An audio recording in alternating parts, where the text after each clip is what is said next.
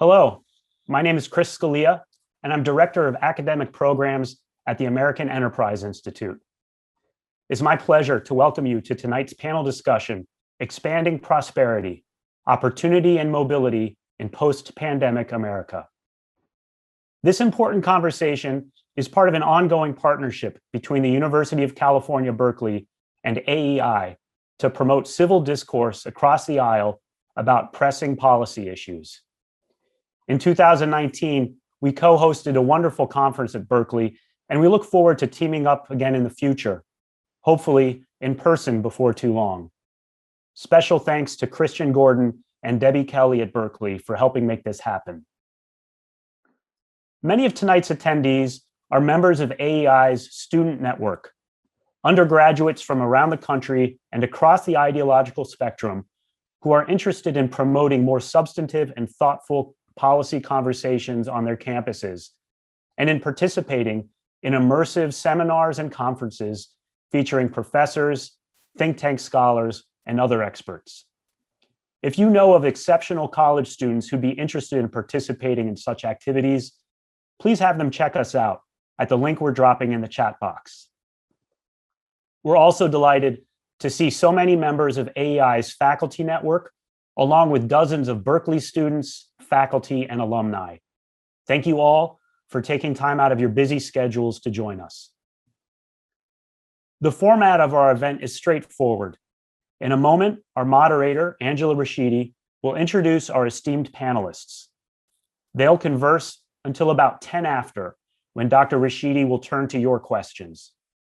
If you have a question, you can go ahead and type it in Zoom's Q&A feature, located at the bottom of your screen at any point during the conversation.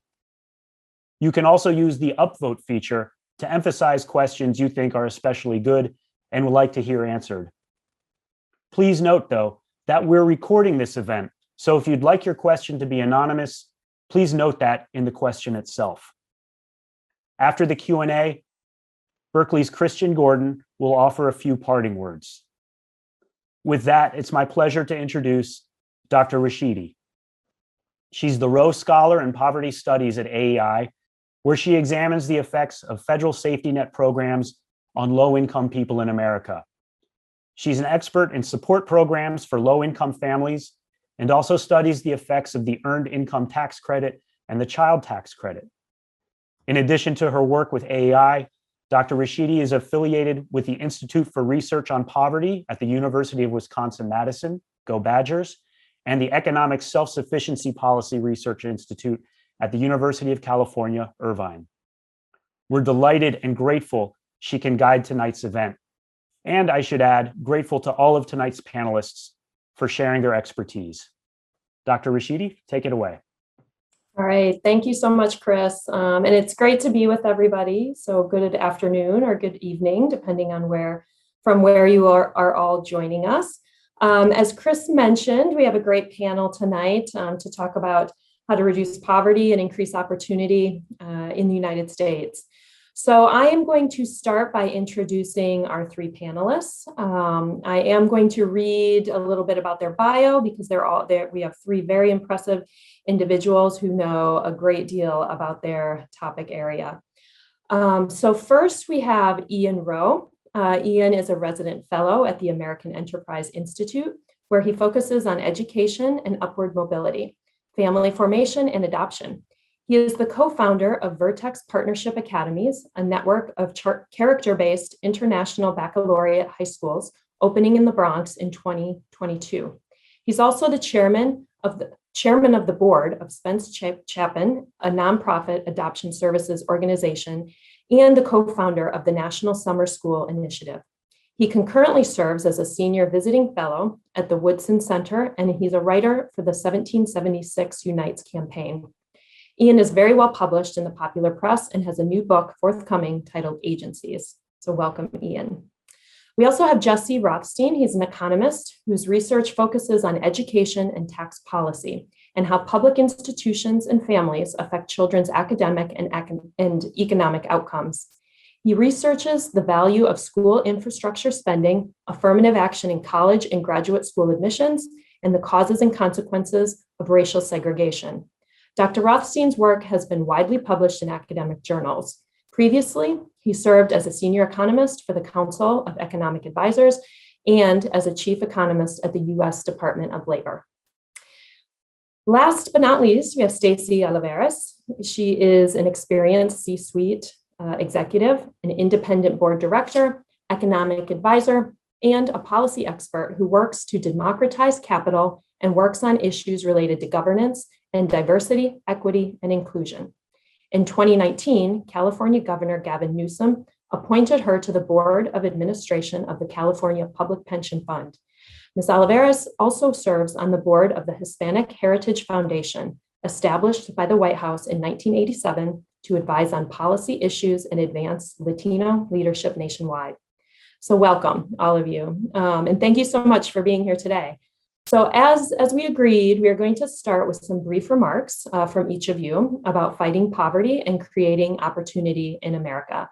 After brief remarks, I'm going to facilitate a discussion, and then we will end this afternoon's session with some audience Q&A. So let's start with Ian, then we'll have Jesse, and then Stacie. Ian, the Zoom room is yours. All right. Well, Angela, thank you very much for that introduction. And Jesse and Stacie, great to join you. In my introduction, Angela, you mentioned I'm launching a new network of public charter schools next year. I'll also mention for the last decade, I ran a network of public charter schools, elementary and middle, in the heart of the South Bronx and the Lower East Side of Manhattan. We had more than 2,000 students, primarily Black and Hispanic kids whose parents chose our school, and we had thousands and thousands of folks on the wait list. But essentially, they chose our schools because they wanted their kids to have a shot at the American dream. They knew that they had faced all sorts of discrimination in their own lives and anticipate that their kids will as well. But they had a sense that their kids could get on a path towards economic prosperity if they had the option to go to a really great school with teachers with high expectations. And so that's something that is very important as we discuss this idea of how, whether post-pandemic, pre-pandemic, the pathway from persecution to prosperity is usually a pathway through a high quality education. And one of the things that's so important in the dominant narrative today, particularly as it relates to race, is that there's a focus on things like the racial wealth gap, the barriers that stand in front of kids. And so one of the things we try to focus on is success. What is it that kids who have been in impoverished situations, what are the pathways that have led them to achieve economic success? And that's where I think Rachiti's data and others who study things like the success sequence, which is a series of decisions that analyze this question for large groups of people that started in poverty and ended up in the middle class or beyond, were there any behaviors that connected that success? And it turns out that there are. For most people who finish just a high school degree, then get a full-time job of any kind, just to learn the dignity and discipline of work, and then if they have children, getting married first, that pathway of decision-making for young millennials, 97% of the people who follow those decisions avoided poverty. There's certainly no guarantee. It's not necessarily true that if you get married, you're going to end up in the middle class, nor if you end up as a single parent, you're guaranteed to be in poverty. But the data is overwhelming that there are pathways for kids of all races to achieve economic prosperity. And I think it's important that we think about how to create a new norm for young people to know those pathways, even in the face of structural barriers. Great, thank you, Ian. Jesse, to you. Thank you. I think I'm going to emphasize, while both structural barriers and individual behavior affect opportunity, I think I put the emphasis a little bit differently, especially in terms of policy.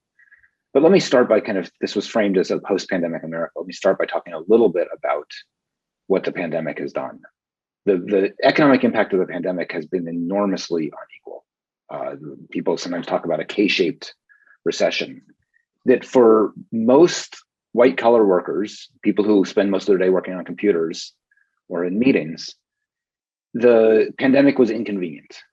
We couldn't see our coworkers. We couldn't kind of go get lunch with our friends. We were stuck at home, sometimes with big childcare inconveniences that went beyond inconveniences. We lost access to childcare. But for the most part, we didn't lose our jobs. On the other hand, for service workers in particular, especially in hospitality industries, millions of their jobs just went away overnight. And that was completely outside of their control. But it meant that the impact of this recession was vastly more unequal than any other recession in the past. That the people who already had a lot did okay, and the people who had little did really poorly. That reinforced trends that have been going on for the last 40 years, where in general, the people at the bottom of the distribution have done very poorly through ups and downs in our business cycle over the last 40 years. Our country is vastly richer than it was 40 years ago, but the typical worker is earning hardly any more. And that's a problem. That's a source of great inequality. And that translates into reduced opportunity. As we've looked across countries or across places in this country about where children have more opportunity, the single clearest predictor you can find of opportunity is that places that have more inequality have less mobility and less opportunity. That the children who grows up at a family in the bottom of the heap, if the rungs of the ladder, to mix metaphors, are very, very spread out, it's very hard for them to climb that ladder from where they started. Where if the rungs are closer together, it's much easier for them to climb. And this is sometimes called the Gatsby curve, but it's an indication that it's not, that we can't treat inequality as just something that happens and that the market does to us. And it doesn't have any implications. It's just we produce equality of opportunity, but we don't worry about equality of outcomes. Inequality of outcomes translates into inequality of opportunity. And so we need to, if we are concerned about making sure that all kids have equal opportunities to succeed in our economy, we need to make sure that the economy doesn't create too much inequality in the environments in which they grow up. And that makes sense. As families get more money, one of the main things they do with it is they buy more opportunity for their children. They buy houses in neighborhoods with good schools. They pay for tutors when their children need them. They make sure that the children aren't left alone to watch TV all day, but have enriching care to make sure that they're doing something that's better for them. They buy tutors. They pay for college prep. They pay for tuition at college. All of these things add up to much more opportunity for children whose family has means. And the more our society depends, the more our society ties success in adulthood to having had access to the best opportunities as a child, which is what rising inequality does, the more of a gap there is between the opportunities that children in low-income families and children in high-income families have. Now, that's not to say that there's no role for individual behavior. Certainly, no matter what the structure is, we would rather have a child who follows the rules and does everything and goes to school and does all their homework and does everything else, and they will do better. But that individual behavior operates in a system that is outside of the child's control, and there are limits to what the individual behavior can do to overcome that. And so I think it's really important as we think about this that if we want to create more opportunity, we've got to address the blossoming inequality in our society. There's no other way around that. I'll stop there. I've gone on too long. All right, great. Thank you, Jesse. And Stacie. Thank you, Angela. There's no question that households around the world are facing an incredible challenge right now. And the inequities we're seeing are across so many different areas. Women are dropping out of the workforce like never before after just getting into the workforce after a century, right? So gains have been lost. There are childcare inequities, and many are suffering from that, particularly the kids. And again, as it was mentioned before, there are school inequities too. And so if you combine that with the lack of equity in digital infrastructure, you have generations left behind. And there's a disproportionate impact, especially on students of color, and it's very concerning. It also affects the capital markets. So if you think about the small business owners trying to get a loan and they weren't able to go through PPP, or companies unable to raise capital during this challenging time, what do we do? And my expertise has been at the intersection of tech, finance, and policy. And I think there are a number of brilliant people focusing on the policy solutions and what the individual approaches can be. But I think we could also take a look at some of the capital market solutions.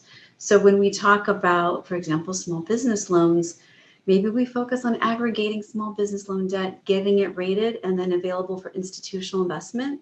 So there's a capital pipeline.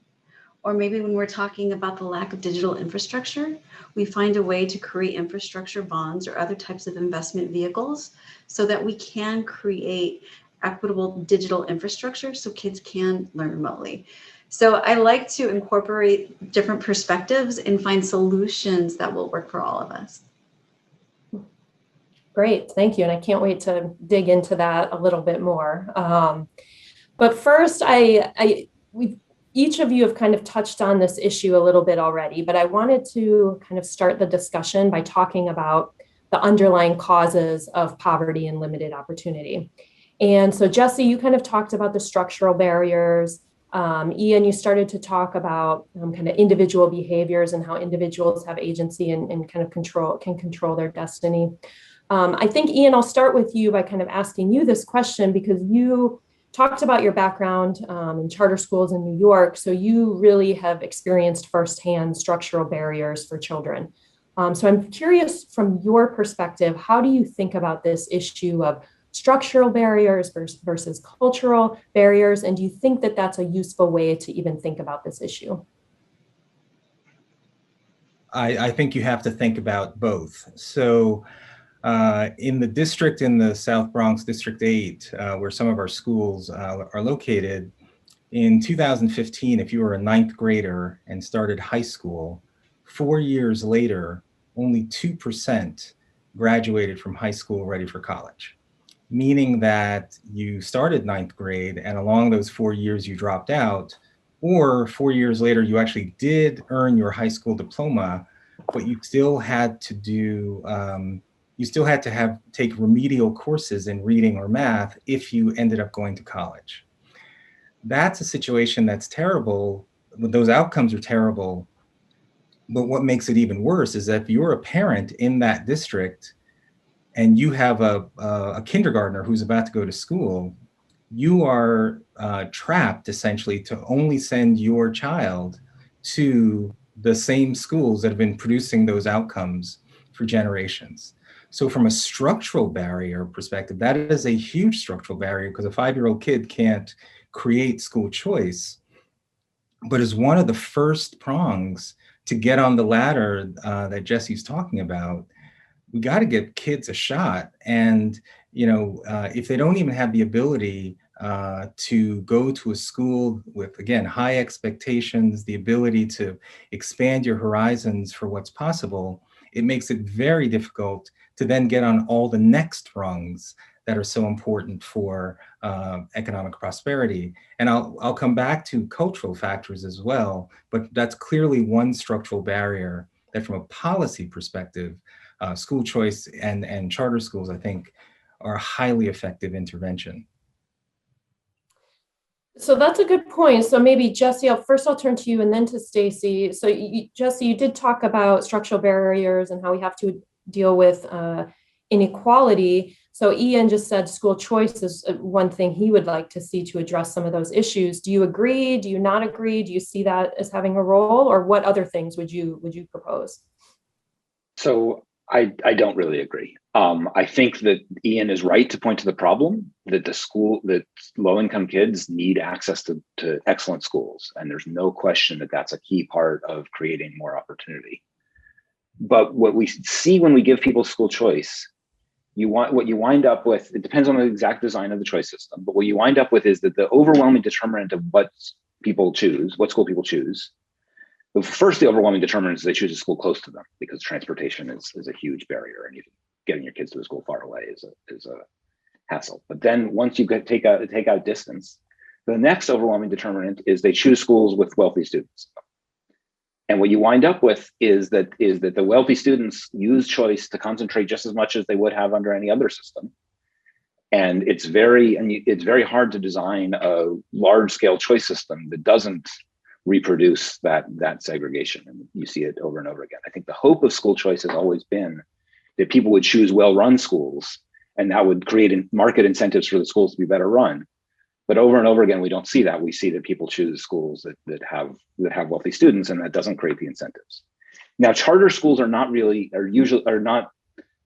a slightly different form of choice, because they're not really trying to remake the whole system. They're just trying to create this fringe extra, and they can create real opportunity for a small number of kids who they serve. But the charter sector, I believe my numbers are still current, serves about 2% of students in the country. And no matter how good it is, unless we can figure out ways to make the other 98% of students' schools excellent, there are just limits to what we can accomplish with that. So I applaud anybody who can put their effort into kind of creating an excellent school, but we do need to figure out systems that make sure that all of the schools are excellent. And I think that choice is not the mechanism to get there. One of the things we need is better funding for schools, especially schools that are serving low-income students. But we need to take that problem more seriously. There's no question about that. I just don't think choice gets us there. Great. And I'm going to come back to that in a minute, and then we'll go back to you, Ian. But Stacie, I'm curious. So I'm very much intrigued by your background. It's certainly a field that I'm not all that familiar with. So I would love to hear kind of your perspective on what you just heard from Ian and Jessie, and kind of bring in your expertise and what you see as being a possible solution to some of these problems, as well as how maybe the private sector can play a role. So this is my lived experience. I went to a high school in Northern California, bottom quintile of California schools in terms of academic performance, designated immigrant school, and also for my county, and then also a small but necessary school, which means kids who are on probation. We had 1,000 students enter my freshman year, 300 by my senior year, 100 graduated, 4 went on to college. 4 went on to a 4-year college. I was one of those. And so by the time I got to Berkeley, I was in a very different atmosphere. I thought Berkeley was a community college. I was entirely unprepared, did a program called Summer Bridge, where it was primarily students of color from underprivileged areas, and it was like a summer camp. I was still waiting for my AP scores. AP scores, turned out I didn't need to go, but it very much was a cultural bridge for me. And this is important because for several reasons. One is when you grow up with a lack of resources and your school is dangerous and doesn't provide an educational environment, it's very difficult to succeed. So I think there's an argument to be made for school choice. And I understand that we also need to change the educational system in its entirety. I think both are true. We also need to look at the economic circumstances of kids. I remember working full-time when I was 14. And that's a load to bear. And it's not so unusual for low-income kids. You're typically working a lot of hours. But once I started at Cal, there was a program called Inroads, and it's a program that mentors students of color on entering into the business industry. And what I learned from that was how to use my resilience to prove to myself and others my trajectory. So if I start from here, my trajectory is this, that means I am more likely to achieve at a faster rate than others that came with a background that had more resources. And so learning to understand that and how to bring others to the table too.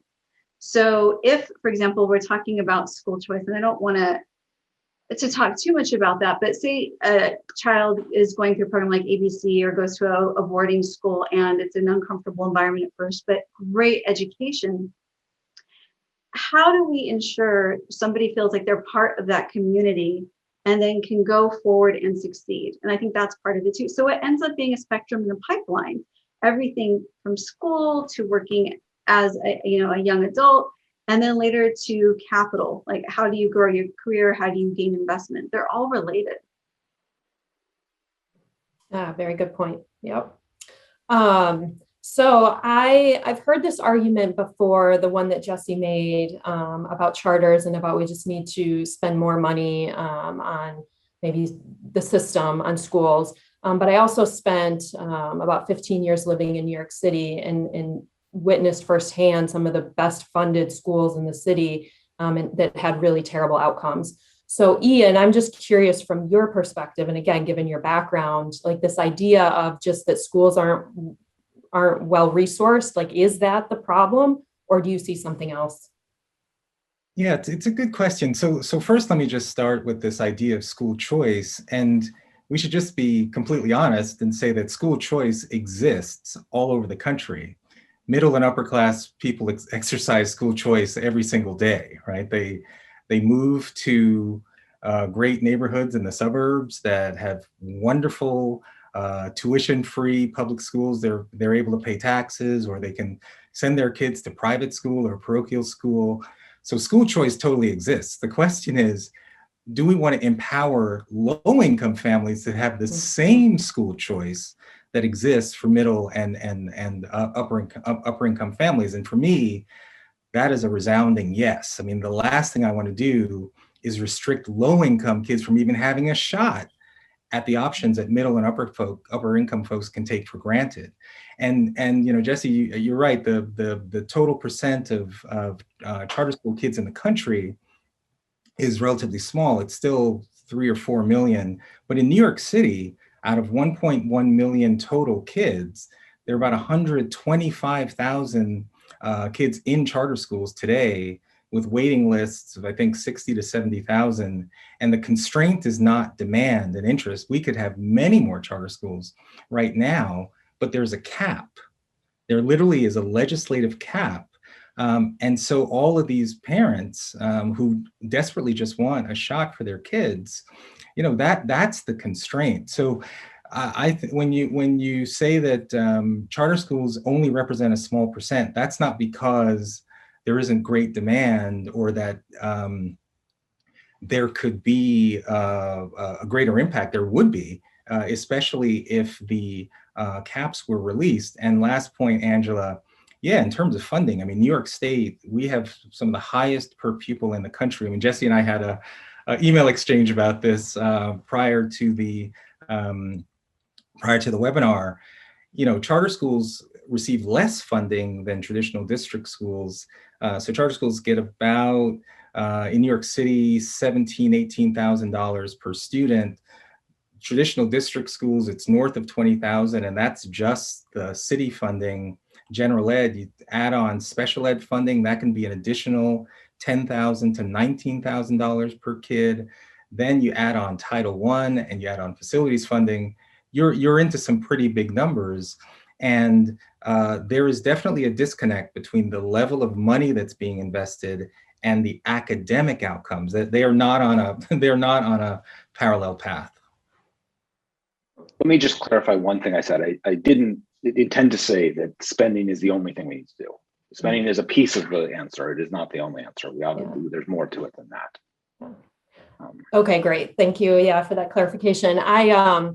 I just, for the sake of time, I mean, schools and education is obviously a crucially important piece to this issue of reducing poverty and creating opportunity.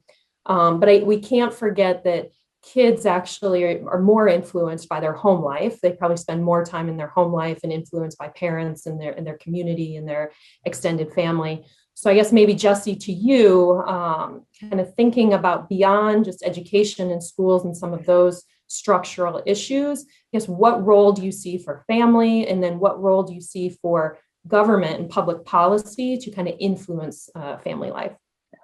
And we know that family background, the children's out of school context, is much more important determinant of of their educational outcomes than their schools. The schools, obviously, we want them to be as good as we can make them, but family background matters enormously. I think there is a big role that the government could play. When government allows parents' wages to erode and erode and erode over years, so that typical kids' parents are lower and lower income every year, that translates into fewer opportunities of all kinds. So my favorite example of what we could be doing for to help low-income kids do better in school, we could be making sure they have access to dentists and optometrists. That a kid who can't read, who can't see the chalkboard in front of the room, is not going to benefit very much from even an excellent school. And a kid who's going to school with their tooth hurting is also not going to be focused on school. If we're serious about creating opportunity, there shouldn't be kids going to school without the glasses they need and without dental care. But there are, and that seems like an easy way to change the context that we could be doing publicly. That would translate, not, it would help their health outcomes. That would be great for the kids, but it would also translate into educational outcomes. Yes. Yep. Very good point. So Stacie, I'm curious your thoughts on this, because Jesse just said something that kind of caught my ear. He said the government has allowed wages to erode. So I'm just curious from your perspective, like from a kind of free market perspective or private sector, and you talked about capital markets before, just like what is the role of the private sector in all of this? And, is it really the government kind of eroding wages, or what is the role for the private sector? Well, there's inflation, right? So I don't think necessarily it's the government eroding wages per se, or the private sector intentionally doing that. There are a lot of economic pressures right now. There are other tools that we have at our disposal in terms of capital markets, but also that families could have at their disposal. So when we talk about lifting families out of poverty, one of the things I've seen be most successful is financial literacy and engagement, and a way delivered in a way that's culturally, not just linguistically, but culturally competent. So that way the kids in school can learn about how to open accounts, how interest can be compounded, and then share that knowledge with their families. Many families are underbanked. Many families don't understand what would happen with their retirement or don't have retirement plans. So we need to have financial security, and it also helps students understand why math is relevant. And it very much is. When we talk about wage erosion, or we talk about funding for things like schools, there are ways to address this, and they're starting to just catch on right now. So if we're talking about a school that is primarily reduced price or free lunch, for example, there are ways to wrap that in, for example, an ESG fund, so environmental, social, and government fund, and then tie bond guarantees to academic and retention performance metrics, right? So on the bond guarantee part, for example, you could have a nonprofit come in, you could have a government entity come in and provide this guarantee, so long as the school meets certain performance metrics. That guarantee will increase the bond rating and make that bond more attractive to investors. So there's more capital coming from the institutional investors into these schools. Well, so that's a really interesting concept. Like, does that happen? It can. Yeah. And so then this with insurance companies. I used to manage an impact investment fund for insurers, and they have about 10 trillion in assets under management in the US. So there are ways to stack, I call it stacking capital, in order to do this. And now ESG is really caught on. And so I think we need to be very thoughtful in how we bring the different sectors and ideas together to make this happen.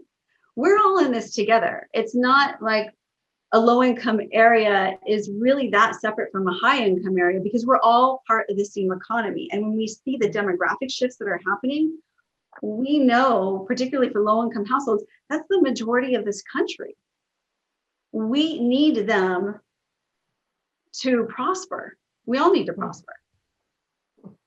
Yeah, that's great. I mean, that's some really out of the box thinking. I like that. Ian, I wanted to go to you about this question about family influence, the importance of family, and kind of how, or what can be done both from a public policy perspective and even from a community perspective to kind of build up children, build up communities, and that then can lead to opportunity. Absolutely. So before I get to the family question, I want to also just hit this, what can the private sector do? Because I do think it's an important part of the equation. And again, we're at a time right now where a number of major corporations are doing very performative steps, which have absolutely no impact on actually expanding opportunity. They might be, creating quotas for certain positions, which essentially is just reshuffling the professional class without actually broadening the pipeline. But there are a few examples that I think are very generative. So for example, Netflix decided to take 2% of their cash holdings, which turns out to be about $100 million, and transferred that to Black-owned financial institutions. And the reason I think that's a particularly innovative move is that now these usually very neighborhood-focused financial institutions are able to basically allow that $100 million to now flow through local entrepreneurs who are starting businesses, who are accessing loans. It's a generative intervention. And those are the kinds of the ways that the private sector can really leverage their assets in such a way to broaden the pipeline. And so I wanted to say that. In terms of family structure, this is a sticky issue, and I think we all have to gain the courage to talk about these things and not demonize. But it is interesting that the CDC, I think about 2 weeks ago, just released the latest birth data for the 2019 calendar year. And I'm particularly, that's a report I love, the geek in me, because you look at birth patterns is just very important. And I'm particularly interested in births to women 24 and under, because that's usually sets the conditions for what the next generation set of opportunities will be. And once again, the non-marital birth rate for women 24 and under who gave birth in 2019 was about 71%. It was 91% in the Black community, about 61% in the white community. These numbers are just catastrophic. Again, nothing's a guarantee simply because you're born into that situation, but the odds are stacked against you that if you're born into that situation, high likelihood that you're born into a more likely poverty situation, as well as born into communities in which you don't have school choice. So again, these are all probabilities, not guarantees, but we have to have the courage to talk about what happens when kids are born into those situations and you've got parents who are trying to handle all of these things on their own. Yes, very good points. Yeah. Time is flying by, so I do want to try to weave in some of our audience questions.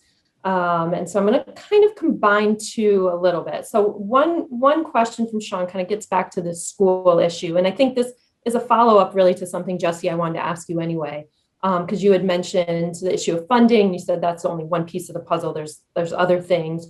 So what are some of those other things? The specific question from Sean was, what can we do to make sure all people have access to good schools?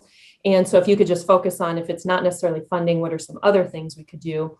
And then Justin had asked about, is affirmative action, is that something that we can use to address economic inequity? And I think he was maybe thinking of schools, but also just more broadly, even in like jobs and things like that. Does affirmative action have a role?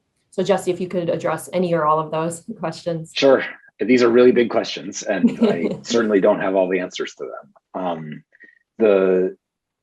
If you think about the challenges that a school in a very disadvantaged community faces, again, I talked about the kids come to school without eyeglasses they need, without dental care. They may not have had breakfast before school. They may not have dinner afterward. The parents may need them to be taking care of their younger kids. And then there may be, often there are violence that may come to the school. There are lots of ways in which the outside world can intrude on the school environment.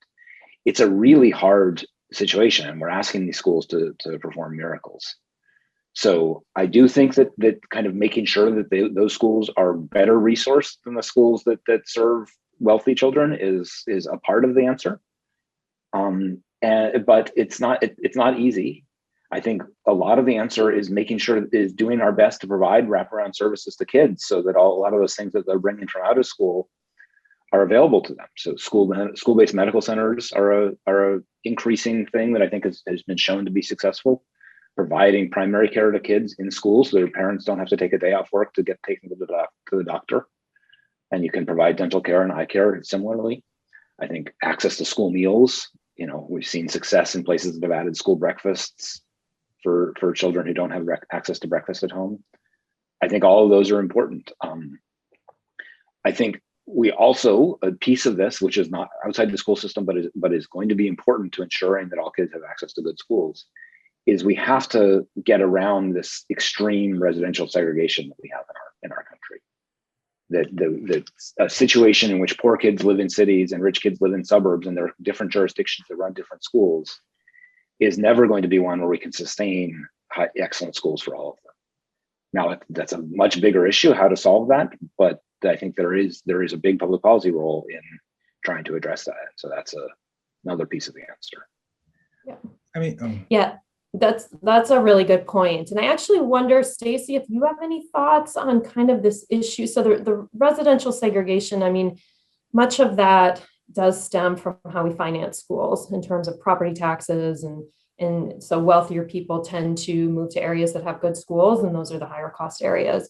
Do you have any thoughts just on how we do finance our schools? And are there, again, out of the box ways of thinking about how we can kind of change the system, and can that contribute to kind of more equitable schools?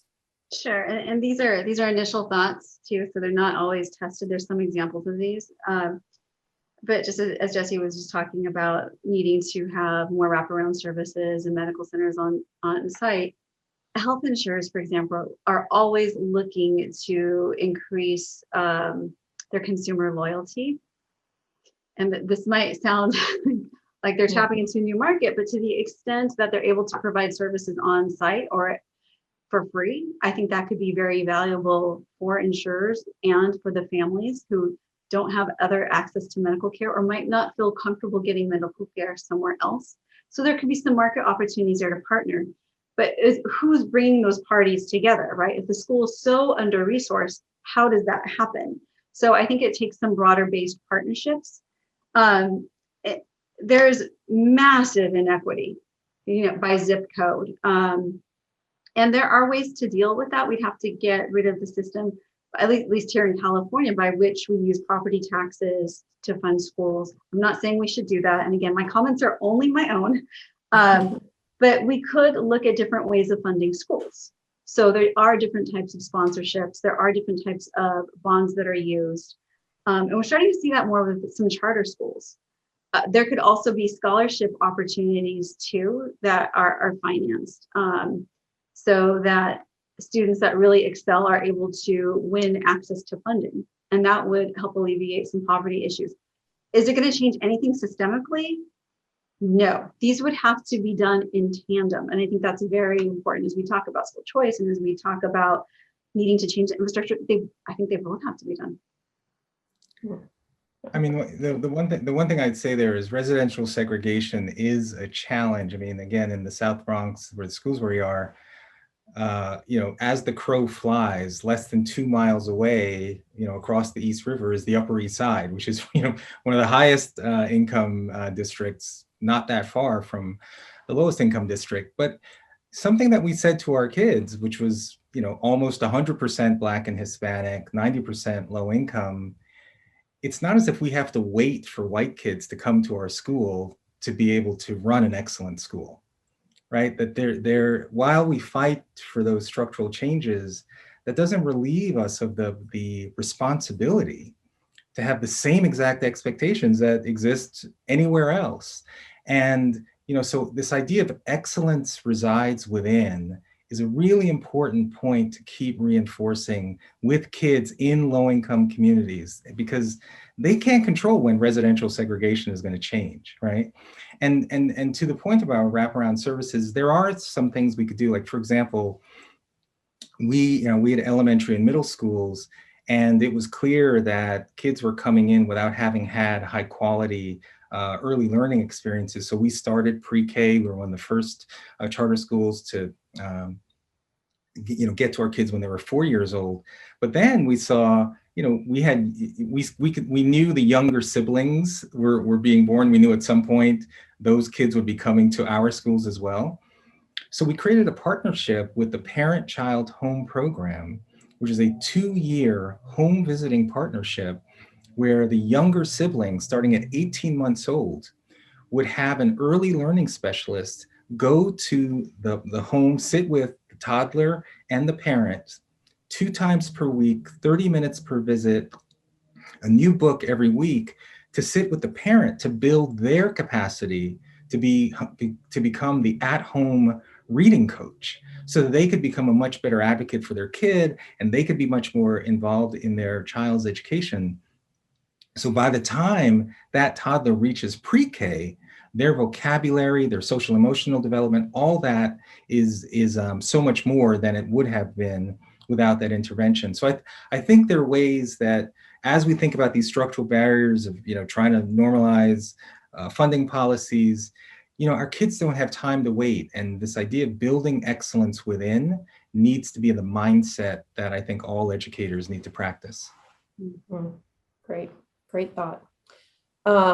So I have a question that I want to make sure I ask, because I don't want to run out of time. So I've weaved in a few audience questions, and I may get back to some more, but I think this is a really important question, and I'd love to hear your thoughts on it.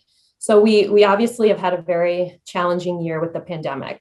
We hopefully are on nearing the finish line. Again, fingers crossed, with the vaccinations, all of that. But that doesn't discount that low-income children in particular have been harmed, not only because they disproportionately have been out of in-person school, but as Jessie mentioned at the beginning, they're likely to be the children of parents who have struggled the most economically.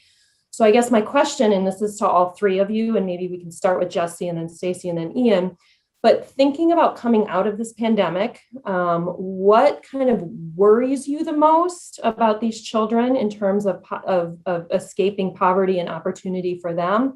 And then what do you think we should, as a society, prioritize to ensure that those kids are going to be okay?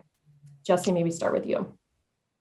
So I'm terribly worried about this. I think if you talk to people in large urban districts, and ask how many students just never signed on to Zoom this year, you hear shocking numbers. So there are students who've just lost an entire year of any kind of structure at all in their lives. Their parents may have been off working and they've just been left at home to handle things themselves with no school and no anything. I think it's going to be a huge challenge to figure out how to reintegrate them into school. I think what we should expect that for schools to reopen, when they reopen, the first month or so is going to be re-socializing kids who have not had that structure for a long time. They're going to need to build it back. And that's going to be a big challenge. This is, again, just magnifies inequity. My kids were on Zoom every day throughout this, and I made sure that they had the devices. When our internet wasn't good enough to support 4 Zooms at a time, we got better internet. And we could support them in ways for things that they weren't getting in school from outside. And I think that's not available to all kids. And I think it just magnifies inequity. It's going to be a really hard challenge. I would love to see more places planning on summer school this summer, that as a kind of, with the idea that this is not remedial, this is replacing the school that you didn't get this year because we couldn't really offer it in a real way. We've seen throughout this that organizing the response to change has just been really hard for these big organizations. And so it's hard to set up summer school overnight. But I think we need to be thinking about things like that, because I think this is going to have long-term ramifications for kids. I guess I'll just mention one other version of that ramification. Community college enrollments, first-time community college enrollments were way down this year. Not surprising. I can see why you don't want to go enroll in community college if you're going to be in a Zoom, but that's where low-income kids go to college, for overwhelmingly, not all, but many. Those community colleges serve a much lower income population than selected four-year colleges. And so if those enrollments are down, we're losing a lot of kids who should have been going to college. And it's going to be a real struggle to get them to come back after a year out of school. And so again, it's a real challenge and a real problem that we're going to be facing for decades to come. And Stacie, maybe what worries you, and also given even what Jessie just said, like what should we be doing from a policy perspective? I mean, we know it's coming, right? We know it's there. We know it's coming. What can we do about it? I think we start with what's worked so far. And I think this country is doing a pretty good job with the vaccine rollout. right? We didn't anticipate this pandemic. You know, everybody's been talking about that, but each state's trying to do its best to roll it out. The federal government's doing, in my opinion, a great job. And it's amazing that you can go to a site, just get in line, register online, not have to worry about cost, and get vaccinated. There's one card that works for everybody. It's a pretty clear-cut system. Like we're getting this down, and it feels pretty good. I think we should look at our recovery from that lens. So we know this works. We know we need a unified approach, and we know we need to make it very simple and very accessible. And so if we take that approach and apply it to the areas of greatest need, which I think are mental health care for kids, because a lot of kids are terrified. They're not vaccinated. Their world has completely changed. Their parents are completely stressed out. They may be unemployed, may be going hungry. There need to be those services in place, but delivered in such a way that's scalable and free. From a market perspective, I don't quite know how we do that, but I do know that if we had technology partnerships, for example, there are mental health apps out there right now. And then if we have the digital infrastructure and we have the iPads, maybe we can reach more families, right? And that's a different kind of method of delivery of mental health care than we've had provided in the past. I would also want to look at how we approach, I call them like learning boosts, because tutoring can sometimes have a negative connotation, like somebody needs special help. We all need a learning boost after this past 12 months. And especially for kids, because kids are going to be behind. And so how do we get those learning boosts? Well, maybe we look at who has been underemployed or unemployed as a result of this pandemic and has skills or can teach a curriculum, and that we have a curriculum that can be rolled out one time only. I'm not saying we should have this nationwide curriculum where we can get kids up to level, because right now they are so behind. And the last thing I want to have is more inequity as a result of this pandemic. Yeah, those are really good points too. And I mean, it is kind of amazing. So there was so much money in that American Rescue Plan that was passed in March, but it really, the success of that is going to so much depend on not only the Biden administration and the federal agencies' ability to get that money out, but really a lot of that burden is on the states to figure out how to use this money and use it appropriately. And so I hope the states are listening to people like you, Stacie, that say this is what we need to do and kind of think outside the box. So Ian, to you, kind of the same question about what worries you the most and what do you think we should be doing about it? Yeah, I mean, there's a lot of worry and simultaneously there's a lot of opportunity. I mean, not to beat the drum of school choice again, but one of the things that happened over the course of the last year is that parents got a lot more visibility into what was going on in their schools, because they suddenly were designated homeschoolers, or they were sitting over their shoulder listening to their kids' teachers. And frankly, they weren't always happy with what they heard. A lot of parents expressed frustration that their schools weren't open or weren't providing high quality programs. You had some schools where literally it was just worksheets, it was asynchronous instruction. Meanwhile, in middle and upper class communities, a lot of schools remained open, had very high quality instruction. There were Catholic schools in urban areas that had, again, really high quality instruction during the pandemic. And so I think a lot of parents, coming out of this are saying, are you really going to be able to deliver for my kid? And I think there's going to be more pressure for school systems to provide flexible educational delivery. I mean, Jessie just talked about the summer. I agree. I mean, I was part of a team last summer that launched the National Summer School Initiative, and we found a creative way to tap into some of the best teachers in the country, 14 mentor teachers who then could have a relationship with more than 500 partner teachers around the country. And we educated 12,000 kids across 17 states using the new technology and the fact that out of crisis, the fact that we weren't constrained by physical school buildings, we actually could take some of the best teachers in the country and now have them be able to work with many, many more teachers on a scalable basis. I think parents are going to be looking for schools that are implementing those kinds of ideas. And again, I think it's going to get back to choice, because if you're that parent that's in the South Bronx, and once again, after all of this, you've got to go back to the same school where only 2% of the kids are graduating. That's the rub, that's the part of the constraint here. So that's a good point. And I'll say, as the mother of 4 elementary school age children, I can definitely relate to everything you just said, Ian. But that was true for my family and true for a lot of friends of ours in our community as well. So I guess, we have like a minute or two left. I guess one kind of final question is just to this point about kind of what can we do for kids moving forward. And one thing we didn't talk about is higher education. So just in the kind of last 2 minutes, what is the role for higher education? And is higher education kind of in a crisis? Because we've heard a lot about the burden, the debts, kids don't finish if they get in. What role does higher education play? Maybe Jessie, just a quick kind of response, and we'll get Stacie and Ian, and then we'll end there. Sure. So increasingly in our economy, higher education is necessary to having a good career prospect. So it's not an option. It's something that we need to be available to all kids, and we need to make sure that the kids have access to. And I think there is a crisis in many universities coming from the fact that their revenue just disappeared overnight and their costs didn't this year. And that's, I think a lot of the legislative packages are aiming at addressing that, but the impact is uneven.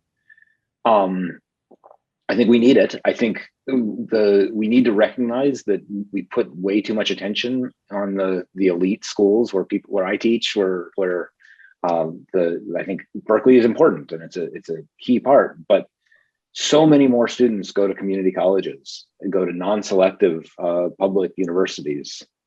We need to make sure that those are high quality, and we need to invest in those. And we also need the kind of publics, but we need to stop paying so much attention to what the Ivy League is doing, and focus on the schools that educate the children who don't come from the 1%. Yeah, terrific. Yeah. Stacie, your thoughts on kind of higher ed and the role for higher ed? First, I'm going to say, and it's probably not going to be too popular, but the business model of higher ed is broken. And change. So from the pension standpoint, that's broken. And it's going to be hard to get those return rates, right? So you look at the cost of faculty and tenure and their retirement systems, that doesn't really work anymore. And then you combine rising tuition and the inability to afford that tuition. I think we're going to see significant shifts in how higher ed is delivered.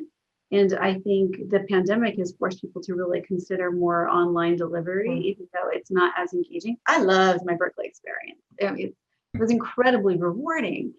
And so it saddens me that not everybody has had a similar experience, but that also we might go to something that's more remote. But if we really want to think about expanding prosperity, we need to expand access. And we know the business models behind higher ed right now are not allowing access. They are exclusive. So I think we need to work on changing that and changing the funding streams that go into higher ed. Yeah, that's a really interesting point too. Ian, maybe last word, either on higher ed or just last word. Yeah, so I've run public charter schools for the last decade, and I'm now launching a new network of public charter high schools. And this may be blasphemous for me to say, because for my entire career, I've been college for all. And the new high school that we're designing will have 2 pathways. One is an International Baccalaureate diploma, which is designed to enter a 4-year college or university, and then IB careers, where over the course of your high school career, you'll have the opportunity for apprenticeships or internships. So at the end of high school, you can have an industry credential with labor market value that you can get a job right away. And I think we just have to start to recognize, I think Jessie writes about this all the time, that, not everyone in our country has a college degree. And I think we now need to be more deliberate about creating pathways that are equally respected, and give kids more of an option. So I don't think we have to funnel all kids into the higher ed pathway, especially if high school can be an opportunity to do real work, real internships, real apprenticeships. And I think there's real promise there. Yeah, that's fantastic. And that's a really great way to end. So I want to thank all three of you, Ian, Jessie, Stacie. It's been a pleasure. Thank you so much for your time and your insights. And I am going to turn it over to Christian. Thanks, everybody. Thank you. Thank you. Thank you, Angela. And I have the honor of helping to close our program today, and to do that by expressing profound gratitude. First and foremost, let me thank our panel.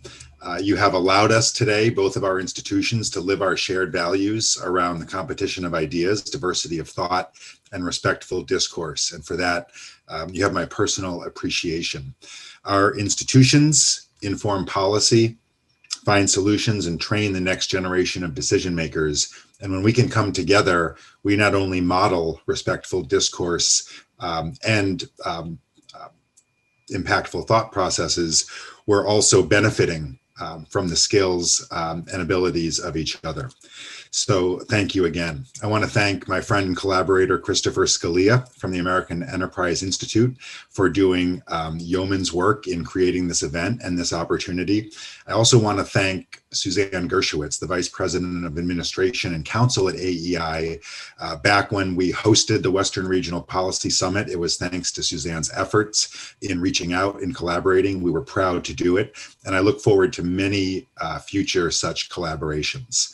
Finally, I'd like to thank all of our attendees, representative of both institutions and the public. Thank you for joining us. Thank you for participating in this discussion. Thank you for your thoughtful questions. And we look forward to following up with information of how you can continue the discussion and support both UC-Berkeley and the American Enterprise Institute. Thank you again for joining us, and to our panel for your time, your preparation, and your deep insights. And I hope everyone has a wonderful evening. Thank you. Thank you. Thank you.